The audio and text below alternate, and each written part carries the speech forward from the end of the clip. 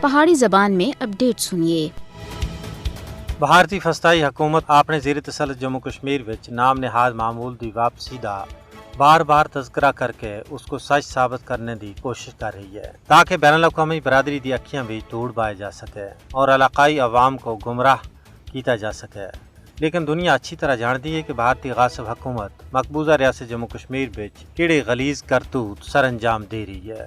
مقبوضہ ریاست جموں کشمیر وچ معمول دی واپسی دے ہندوستان دے کھوکھلے دعوے ہر تہڑے دی ہلاکتاں، گرفتاریاں اور عزتاں دی پامالی تے املاک دی تباہی نال بے نقاب ہو چکے ہیں۔ کشمیر دی زمینی صورتحال سن بھارت دے نام نہاد نارملسی دے دعویاں دا پول کھول کے رکھ چھڑیا ہے۔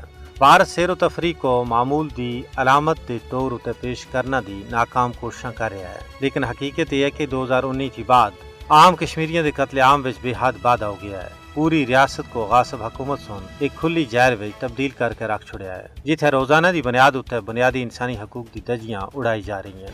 نہ کسی دی جان محفوظ ہے نہ مال، ہر پاسے تباہی تے بربادی دا کالا چاڑ ہے۔ بھارت سن کشمیریاں دے جین دے حق سمیت ہر حق کھس کیتا ہے۔ ڈومیسائل دے قانون بھی تبدیلی کر کے لکھاں دی تعداد وچ غیر ریاستی لوکاں کو ڈومیسائل سند جاری کیتے جا رہے ہیں۔